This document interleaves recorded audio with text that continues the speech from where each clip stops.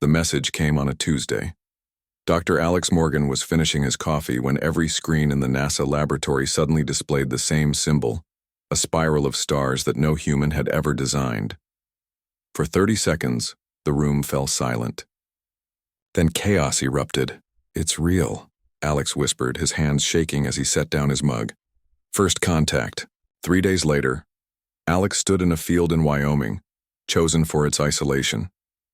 With him were 5 other humans selected to meet the aliens. Sam Cooper, a cultural analyst with sharp eyes and a sharper mind.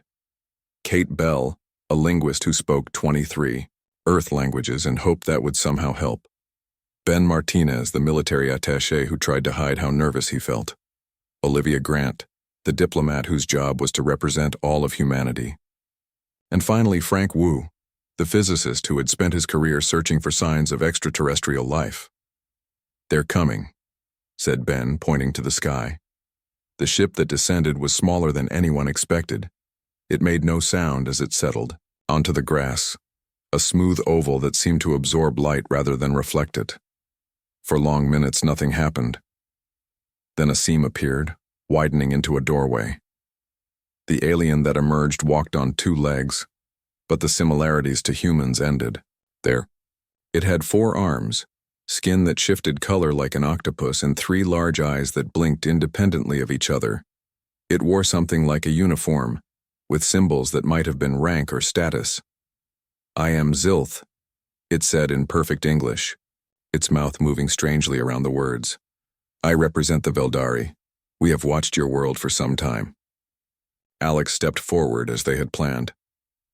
"I am Alex Morgan. We welcome you to Earth." Zilth's skin rippled blue. "You are not afraid. This is unexpected." "Should we be afraid?" asked Olivia, breaking protocol. "Most species are, upon first meeting, those from beyond their world," said Zilth. "Your calm is unusual." The first meetings lasted hours. The Veldari explained that humanity had been invited to join the Galactic Council, a group of over 30 intelligent species who shared knowledge and resources. Earth was not the first world they had contacted, nor would it be the last. "You will send representatives to the council," Zilth explained as the sun began to set. "There, you will meet others and learn your place in the galaxy." As darkness fell, Frank suggested lighting the bonfire they had prepared. "It gets cold here at night," he explained to Zilth.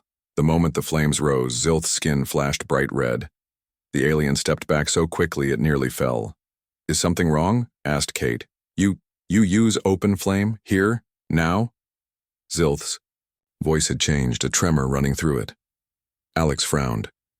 "It's just a fire for warmth and light." "Just fire," Zilth repeated, keeping distance between itself and the flames. "There is no just about fire, Dr. Morgan."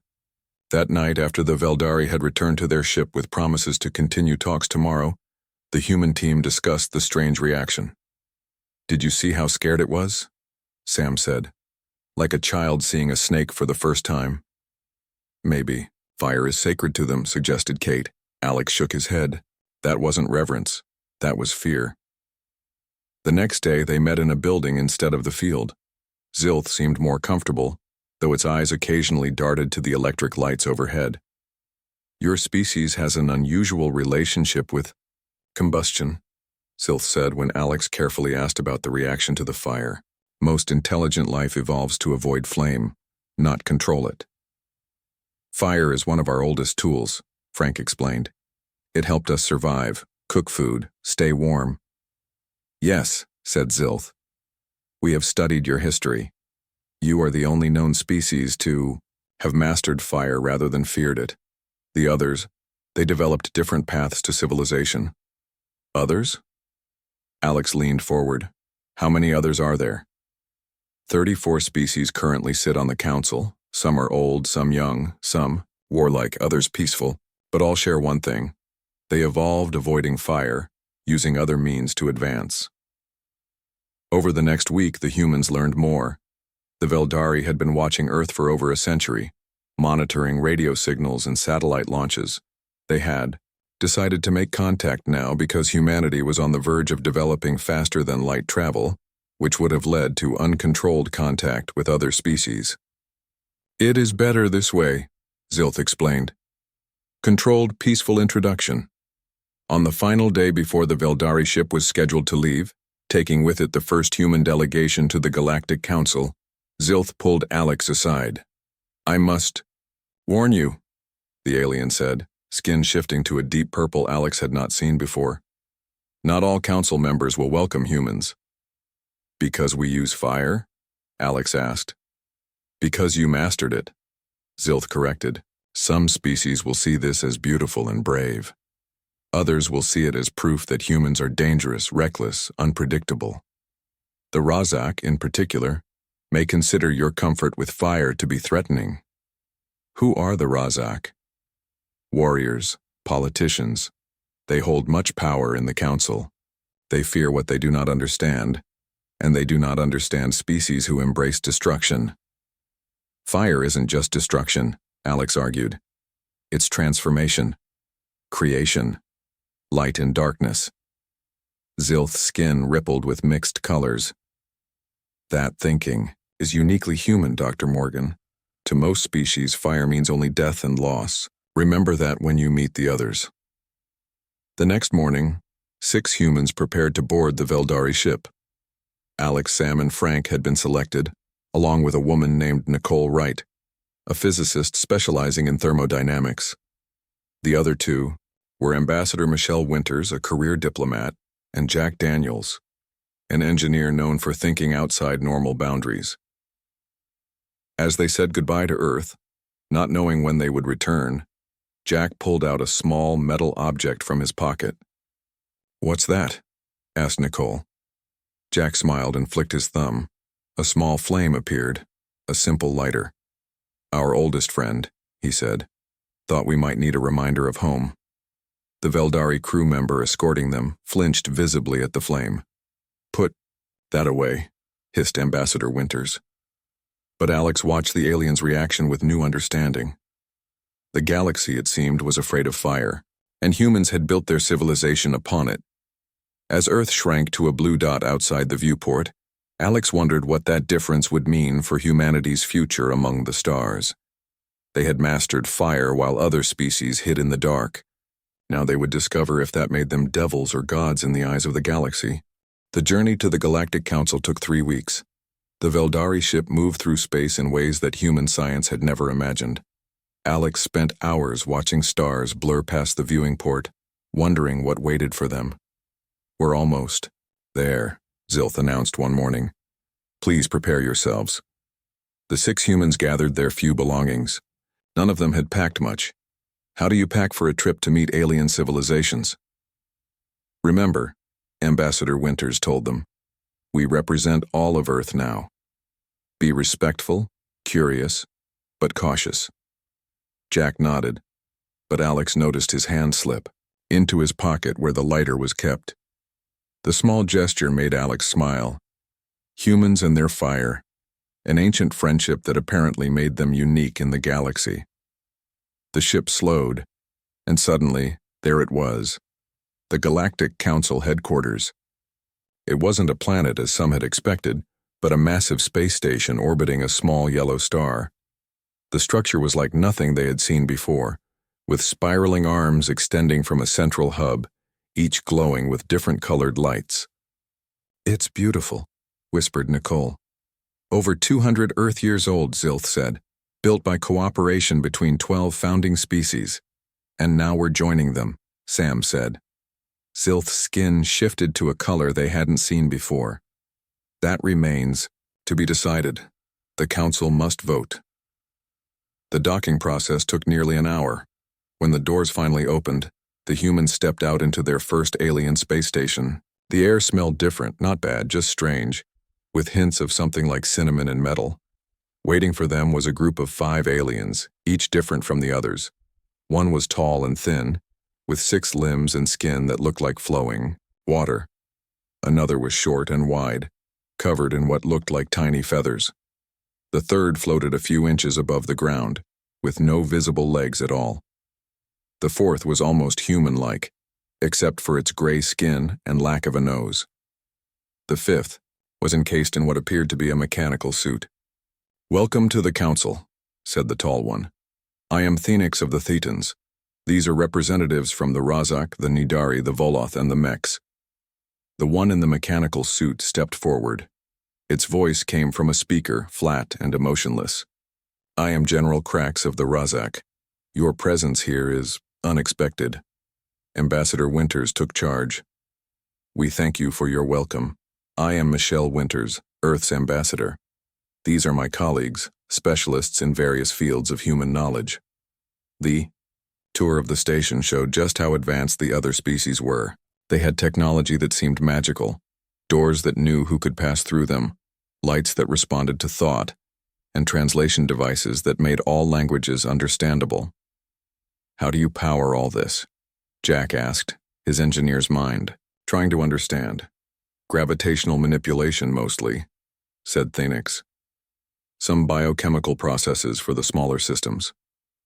"No combustion?" Jack asked, earning a sharp look from Ambassador Winters. The alien representatives all stopped walking. General Krax's mechanical suit made a sound like a hiss.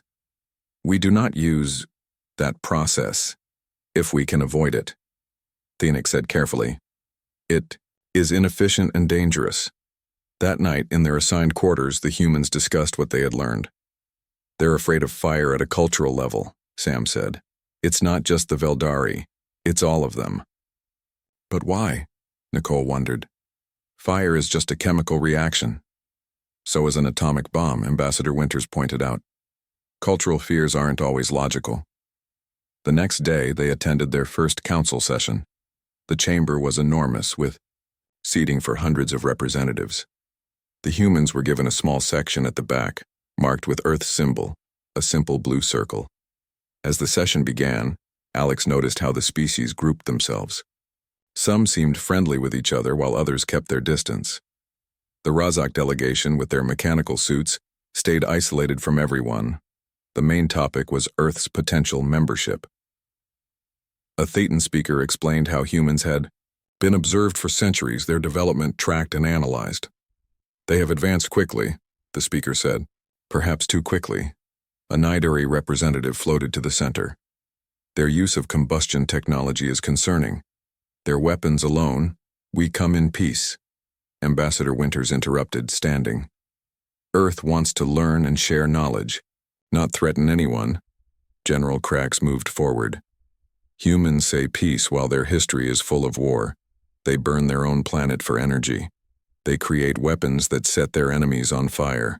Even their entertainment involves watching things burn." The chamber grew tense. Alex could feel the other species watching them, judging them. "Perhaps a cultural exchange would help us understand each other better," suggested a Veldari representative. "The humans could share some of their traditions." Ambassador Winters nodded gratefully. "We would be honored." That evening, the humans prepared a demonstration of Earth culture. Nicole set up a science display showing human achievements. Sam prepared a presentation on Earth's diverse societies. Jack, despite warnings from Ambassador Winters, insisted on showing basic human technology. "Nothing dangerous," he promised. "Just the foundations of how we developed." The event began well. The aliens were fascinated by Earth's diversity, its art, and its music. Then came Jack's demonstration. "Throughout human history, one discovery changed everything," he explained, pulling out simple tools. "The control of fire gave us light, warmth, protection, and eventually, all our technology." Before anyone could stop him, Jack struck a match. The small flame flickered to life. The reaction was immediate and overwhelming. Several aliens physically recoiled. A Nidari representative fled the room. The Razak delegation's suits whirred as they stepped back. Even Phoenix, who had been friendly, moved away from the demonstration table. "Extinguish that immediately," General Krax demanded. Jack put out the match, looking confused. "It's just a match. It's harmless." "Harmless?" General Krax's mechanical voice rose in pitch.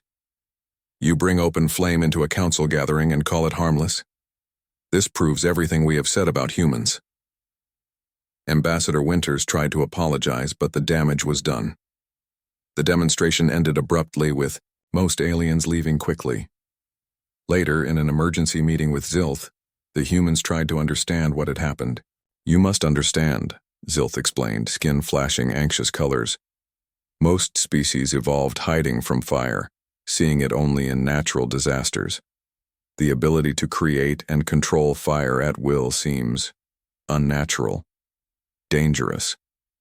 But it's the foundation of our civilization," Alex argued. "Exactly," Zilth said quietly. "And that terrifies them." That night, as the humans slept in their quarters, General Krax met with other Razak leaders. "These humans are too unpredictable," Krax said. "Their comfort with fire makes them dangerous. They cannot be allowed to join the council." "What do you suggest?" asked another Razak. "We must show the council how dangerous humans truly are," Krax replied. "And if necessary, we must ensure Earth remains isolated from the rest of the galaxy, for everyone's safety." Back in his room, Alex looked out at the stars, thinking about fire, the tool that had lit humanity's way from caves to the stars. He never imagined it would be the thing that might keep them from joining the galactic community. Their greatest achievement was the galaxy's greatest fear. The next morning, all communication with Earth suddenly stopped. The humans tried every channel, but nothing worked. "Something's wrong," Nicole said, checking their equipment again. "The system was working perfectly yesterday." Ambassador Winters called an emergency meeting with Zilth. The Veldari arrived quickly, skin showing patterns of concern. "We can't reach Earth," Winters explained. "Is there a problem with the communication system?" Zilth's skin rippled with dark colors. "The system is working. Someone has blocked your signals specifically." "Who would do that?" Sam asked. "I have my suspicions," Zilth said quietly, "but no proof." Alex thought about General Krax and the Razak delegation. Their reaction to Jack's match demonstration had been the strongest. "We need to find out what's happening back home." Zilth hesitated. "There is a way. The Thetans maintain independent communication arrays. Thenix might help you." Finding Thenix wasn't easy. The Thetan representative seemed to be avoiding them. When they finally located him in a research lab, he looked uncomfortable. "I cannot speak with you openly," Thenix said, his voice barely above a whisper. "There are rumors spreading through the council." "What rumors?" Ambassador Winters asked. "That humans have attacked a Razak ship near your solar system, that you are preparing for war." The humans looked at each other in shock. "That's not possible," Alex said. "Earth doesn't even have ships that could reach the edge of our system quickly." "The Razak are showing evidence," Thenix continued. "They have called for an emergency council session." They hurried to the council chamber. Inside, chaos reigned. Alien representatives argued loudly while images played on large screens. What looked like Earth ships firing on a Razak vessel. General Krax stood in the center. "The humans have shown their true nature. While their representatives spoke of peace here, their military launched an unprovoked attack." Ambassador Winters pushed her way to the speaking platform. "This is a lie. Earth has no ships capable of this attack." "The evidence is clear," Krax insisted. "We have already dispatched ships to blockade Earth until the Council decides how to respond to this aggression." "A blockade?" Nicole gasped. "That's an act of war." The Council voted immediately. Most species, frightened by the alleged attack and still disturbed by the fire demonstration, supported the Razak proposal. Earth would be isolated until an investigation was completed. After the session, the humans gathered in their quarters, desperate for a plan. "The Razak are lying," Jack said angrily. "They've faked this whole thing." "But why?" Sam wondered. "Fear," Alex said simply. "They're terrified of humans and our relationship with fire. They want to keep us away from the galactic community." Nicole had been quiet, thinking. Now she looked up. "If we can't contact Earth directly, then Earth doesn't know about the blockade. They'll be caught completely by surprise. Earth has no defenses against alien ships," Ambassador Winters said grimly. "We're completely vulnerable." Back on Earth, the situation was already unfolding. Commander Lisa Bennett of the newly formed Earth Defense Fleet stared at her screens in disbelief. 12 unknown vessels had entered Earth orbit and were positioning themselves in a blockade formation. "Get me the president," she ordered, "and someone find out what the hell those ships are." Within hours, Earth's military forces were on high alert. The president addressed the planet, telling people not to panic but to prepare. No one knew the aliens' intentions, but their formation was clearly hostile. "We've tried hailing them on all frequencies," Lisa's communications officer reported. No response. "What about our delegation to the council?" the president asked during an emergency meeting. "Any word from them?" "Nothing since yesterday," came the reply. All communication was cut off. Lisa studied the alien ships. They're positioning to intercept anything trying to leave or enter Earth's orbit.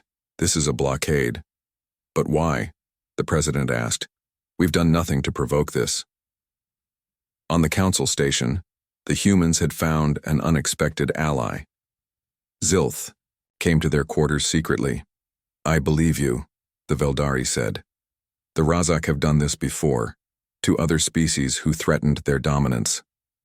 "Can you help us contact Earth?" Alex asked. "No, but I can help you access council records about Razak technology. Perhaps you can find a weakness." Working through the night, Alex, Nicole, and Jack pored over the technical specifications of Razak ships. Nicole noticed something interesting. "Look at their hull composition," she said. "It's designed to reflect energy weapons and absorb impacts. But," she paused, thinking hard. "But what?" Jack asked. "It has a very low melting point and poor thermal conductivity." Nicole looked up, excitement in her eyes. "Their ships are incredibly vulnerable to heat." Alex understood immediately. "They fear fire so much they never developed good defenses against it." "Fire wouldn't work in space," Ambassador Winters pointed out. "No oxygen." "Not fire exactly," Nicole explained, "but focused heat, like lasers or thermal weapons." Jack grinned. "Which Earth has been developing for decades. They needed to get this information to Earth, but all communications were still blocked." Then Sam had an idea. "The Nidari. They can send messages through some kind of psychic link, if we can convince one to help us." It wasn't easy. The Nidari were reclusive and suspicious of humans. But eventually, Sam found one willing to listen. After hearing their evidence that the Razak had faked the attack, the Nidari agreed to send a message to Earth. Back on Earth, Lisa Bennett was preparing for the worst when a technician called her over. "Commander, we're picking up an unusual signal. It's not coming through any of our systems." The message was fragmented but clear enough. "Razak ships vulnerable to heat, thermal weapons effective, blockade illegal, council deceived, Lisa." Immediately ordered her team to modify their prototype defense lasers, increasing their thermal output. "The aliens are vulnerable to heat," she told her officers. "Let's give them something warm to think about." Earth scientists worked around the clock, modifying existing weapons. Within 2 days, they were ready to test their theory. Lisa ordered a single modified satellite to target the smallest Razak ship with a focused thermal beam. The result exceeded all expectations. The Razak ship's hull began to glow red almost immediately. Within minutes, the ship broke formation, retreating to a higher orbit. "It worked," Lisa's tactical officer shouted. "They can't handle the heat." "Prepare all platforms," Lisa ordered. "Target each blockade ship, but don't destroy them. We just want to drive them back." One by one, Earth's defense platforms targeted the Razak ships with thermal beams. The alien vessels, faced with a weapon they had never encountered and had no defense against, broke formation and retreated. On the council station, General Krax received the news with rage. "Impossible. How did they discover our weakness? In their quarters, the humans celebrated as Zilth brought news of the blockade's failure. "The Razak are demanding the council take action against Earth," Zilth reported. "But many species are now questioning their evidence. The blockade itself was illegal without full council approval." "So we've bought some time," Ambassador Winters said. "Yes," Zilth agreed. "But the Razak will not give up easily. They now fear humans more than ever." Alex looked out at the stars, thinking of Earth fighting back with the most basic human tool, heat, the child of fire. They should be afraid, he said quietly. Not because we want to hurt them, but because we've never let fear stop us from moving forward. News of Earth's victory over the Razak blockade spread quickly through the Galactic Council. Species who had never paid attention to humans before suddenly wanted to learn more about them. The tide of opinion was shifting. The council called an emergency session. This time, the humans were given seats near the front. General Krax and the Razak delegation were noticeably absent. The council leader, an ancient Nidari named Vox, floated to the center of the chamber. We face an unprecedented situation. The Razak acted without proper authority. Yet they maintain that humans are too dangerous to join our community. Ambassador Winters stood.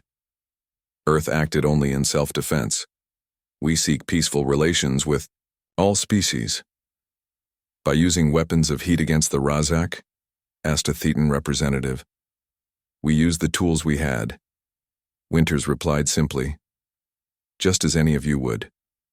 The debate continued for hours. Some species supported Earth, while others feared human unpredictability. In the end, no decision was reached. The council would continue to investigate before voting on Earth's membership. As the humans left the chamber, Phoenix approached them. The Razak are planning something. Their ships are gathering near their homeworld. How many ships? Alex asked. Over 50. Far more than the blockade force. The humans looked at each other with concern. Earth had repelled 12 ships, but 50 would be impossible. We need to warn Earth, Nicole said. This time, the council did not block their communications. Earth received their message and began preparing for a possible attack. Commander Lisa Bennett led the effort to build more thermal weapons. If 12 Razak ships retreated, why would they send 50? President Daniels asked during a strategy meeting. They know we can hurt them. Maybe they have a new defense, Lisa suggested. Or maybe they're desperate. Either way, we need to be ready. Greg Howard, who had led the team that modified Earth's defense satellites, proposed a new idea. What if we don't wait for them to attack? What if we take the fight to them? With what? The president asked. We don't have ships that can travel between stars. Actually, Greg said with a small smile, we do have one. The prototype deep space vessel had been a secret project for years. It wasn't finished, but it was functional. And now, Greg and his team worked day and night to equip it with the most powerful thermal weapons they could build. On the council station, the human delegation continued to build alliances. Sam spent time with the Nidari, learning about their culture. Jack worked with Thetan engineers, sharing ideas that didn't involve fire. Alex and Nicole studied council records, looking for any advantage. One night, Nicole made a discovery that changed everything. Alex, look at this, she said, pointing to ancient records. There was another species that used fire, thousands of years ago. The Prometheans. What happened to them? Alex asked. Nicole's face was grim. According to these records, they were wiped out in a war with the Razak. Alex felt cold. The Razak destroyed an entire species because they used fire? It seems so, and now they fear humans for the same reason.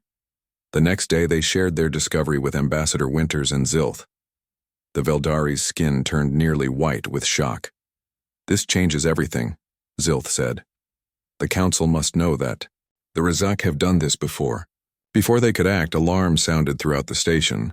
The viewing screens showed a Razak fleet approaching Earth. They're going to attack, Jack shouted. On Earth, Commander Lisa Bennett watched as 50 Razak ships appeared at the edge of the solar system. But instead of attacking immediately, they held position. What are they waiting for? Her tactical officer asked. They're being cautious, Lisa replied. They know we hurt them before. The standoff lasted for hours. Then Lisa received a message that made her smile. The Phoenix is ready, Greg reported. All systems operational.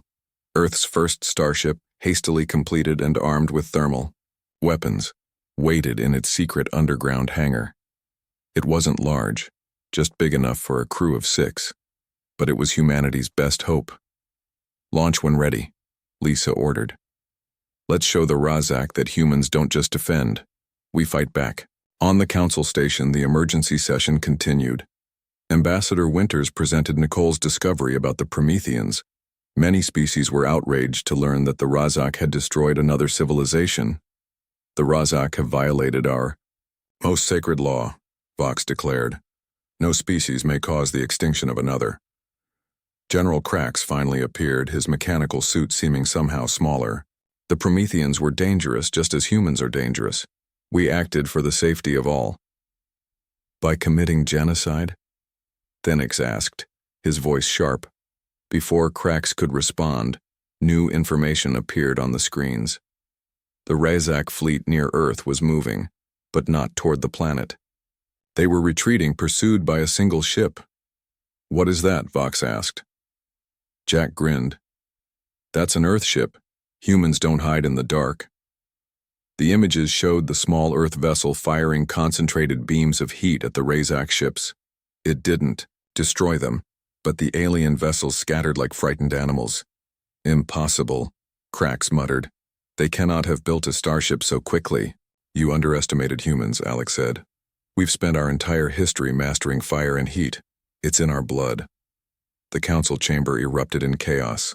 Some species cheered for Earth, while others worried about the balance of power shifting.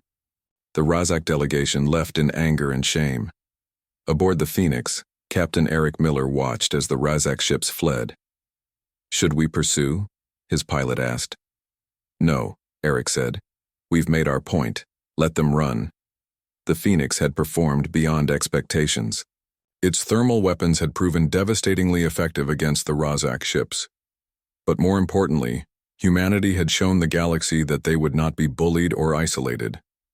Back on the council station, a new vote was called.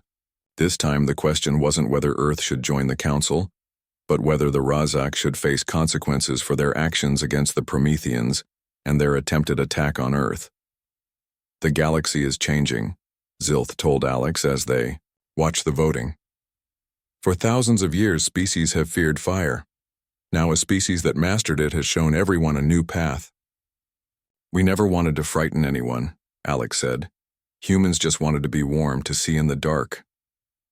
That's what makes you different, Zilth replied, its skin showing new colors of respect. You saw fire and thought of light, not just destruction. The rest of us only saw the danger. The vote was decisive. The Razak would be sanctioned, their military power reduced. Earth would be granted provisional membership in the council, with Ambassador Winters taking a permanent seat. As word reached Earth, celebrations broke out across the planet. Humanity had faced its first galactic challenge and emerged stronger than before. And the Phoenix, humanity's first starship, had opened the door to the stars. General Krax, watching from his ship as it retreated from Earth, made a final transmission to his government. These humans don't fear fire. They don't fear us. And now they have ships that can reach our worlds. Everything has changed. 6 months passed. Earth's position in the Galactic Council grew stronger each day. The Phoenix had been joined by 2 more ships, the Odyssey and the Discovery.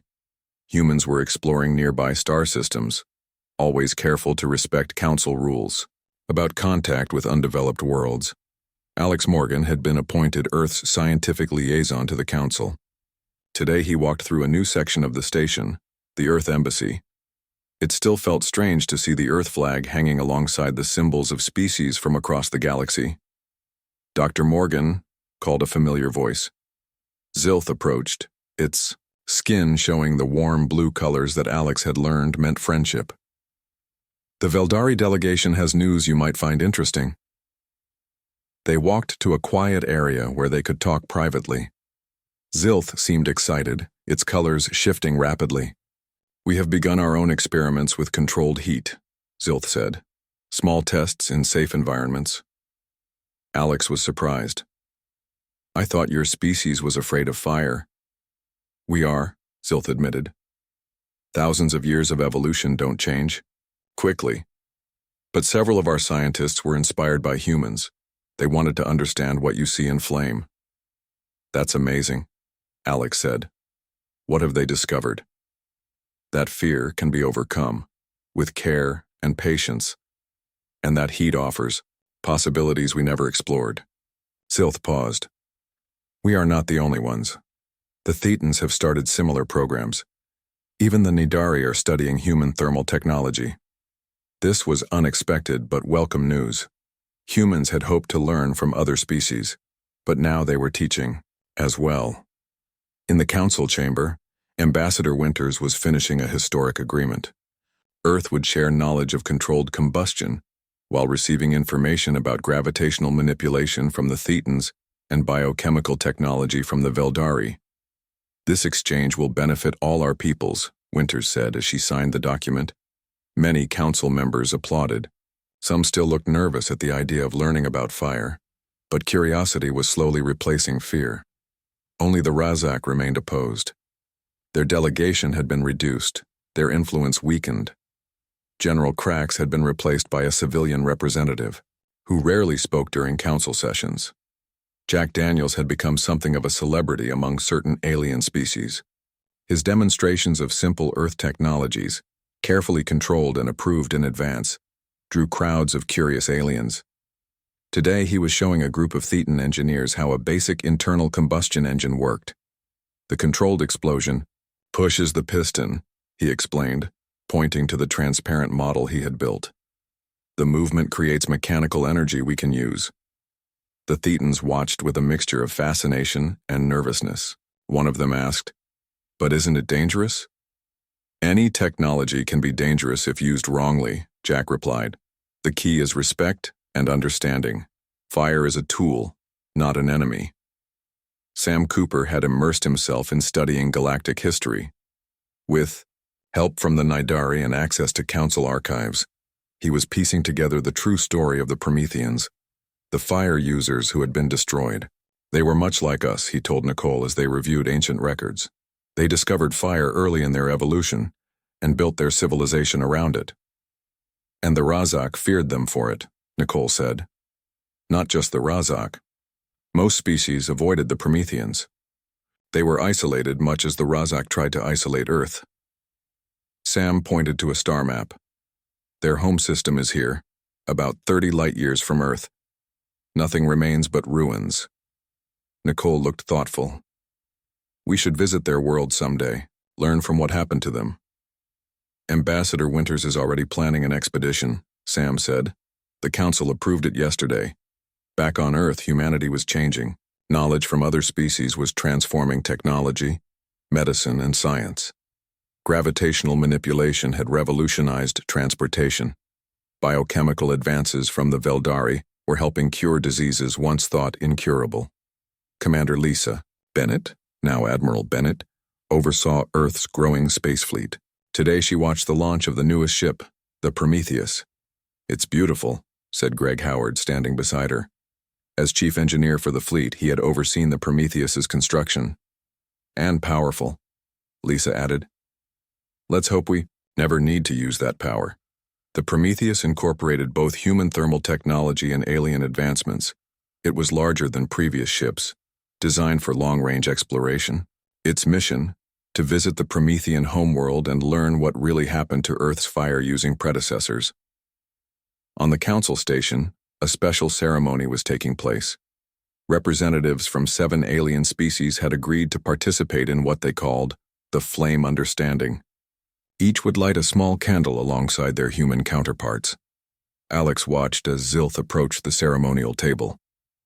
The Veldari's hand trembled slightly as it took the match. With careful movements, Zilth struck the match and touched it to the candle's wick. As the flame caught, Zilth didn't flinch away. It's beautiful, Zilth said softly. I never allowed myself to see that before. One by one, the other aliens lit their candles. Some still showed fear, but all completed the ritual. For beings whose ancestors had hidden from fire for countless generations, it was an enormous step.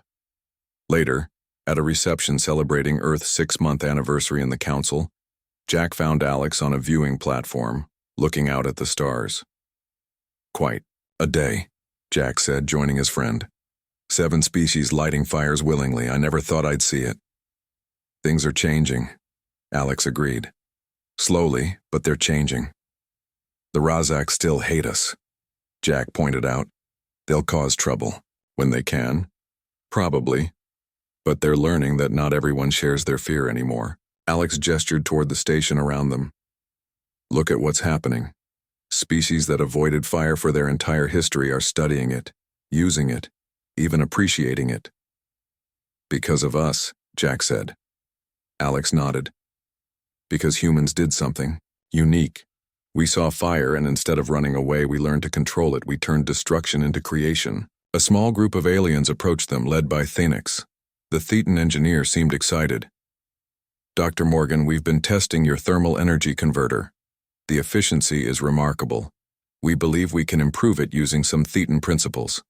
As the engineers began discussing technical details, Ambassador Winters joined them. The council has just approved our proposal, she told Alex quietly. Earth will host the next Galactic Conference. Representatives from all species will visit our planet.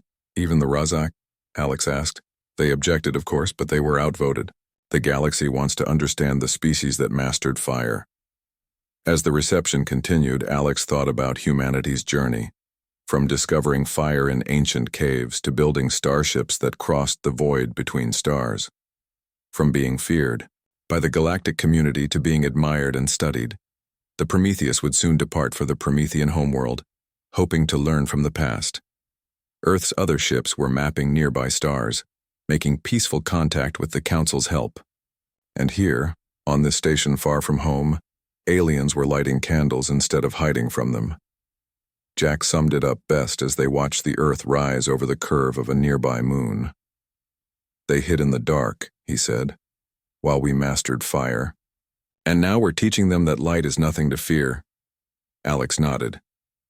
That's humanity's gift to the galaxy. We looked at fire and saw possibility, not just danger. In the council chamber, the Earth flag hung proudly alongside the symbols of other worlds. Humanity had found its place among the stars, and the species that had once hidden from fire were slowly learning to step into the light.